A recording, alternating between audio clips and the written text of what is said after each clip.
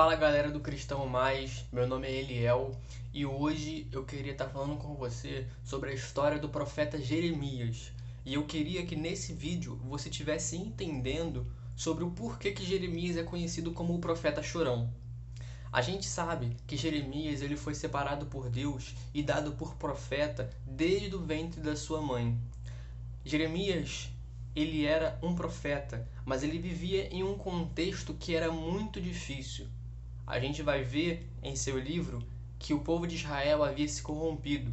O povo estava adorando outros deuses, o povo estava vivendo no pecado e Deus exortava o povo dizendo que eles nem mais se envergonhavam e nem se arrependiam dos seus pecados.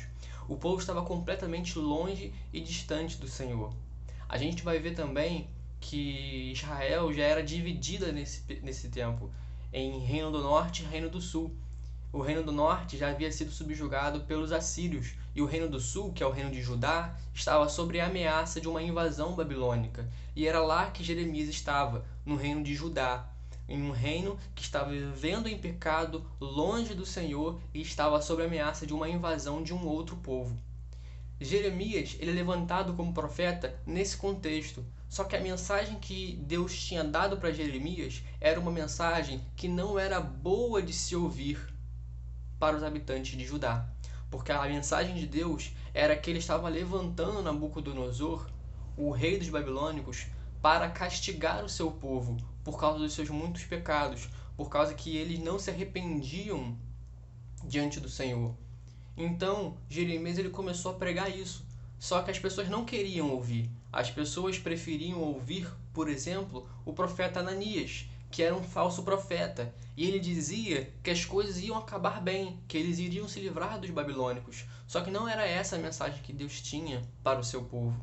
Então, Jeremias ele tem que pregar uma palavra que é muito dura. E o resultado disso é que Pazur, um homem que era o presidente da casa de Deus, ele feriu e ele prendeu Jeremias.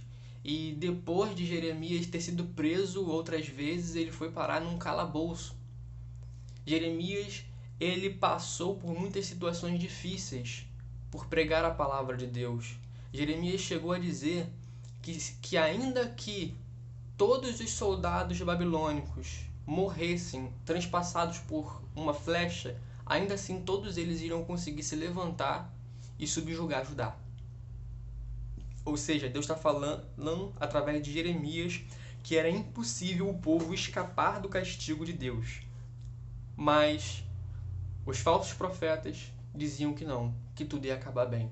Então eles silenciavam a voz do profeta Jeremias. A gente aprende com isso que nem sempre o chamado que Deus tem para a nossa vida é algo romântico. Nem sempre é um mar de rosas. Às vezes Deus vai querer que você tome uma atitude que vai te tirar da zona de conforto. Uma atitude que talvez vai fazer com que os homens ao teu redor não te vejam com bons olhos. Às vezes Deus vai querer que você tome alguma atitude que te cause certa dor.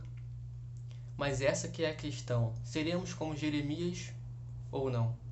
Deus já tinha falado para ele o seguinte: você vai pregar e ninguém vai ouvir, mas você vai pregar.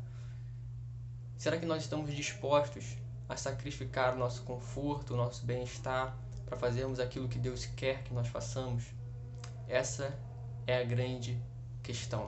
Quando nós olhamos para o Evangelho, nós vamos ver que Jesus, mais do que ninguém, foi quem fez isso muito bem. No jardim do Getsemane, ele pergunta a Deus, ele ora dizendo: Pai, se possível, passe de mim esse cálice. Contudo, não seja feita a minha vontade, mas a tua. Jesus, ele colocava a vontade do seu Pai em primeiro lugar e não a dele. Que nós possamos fazer a mesma coisa. E sabendo que Deus está conosco, mesmo quando nós passamos por essas tribulações. Talvez Jeremias ele tenha ficado se perguntando, porque Deus falou para ele que Deus estaria com ele. Deus falou no início: eu estarei contigo, pode ir, eu vou estar contigo. Só que Jeremias passa pela prisão, ele passa pelo calabouço, e nesse momento ele pode ter se perguntado se Deus estava com ele ou não, mas Deus estava. E Deus deu o livramento para ele no final. Por isso, saiba que você está passando por tribulação, você está passando por um desconforto, você está passando por dor, não quer dizer que Deus não está com você.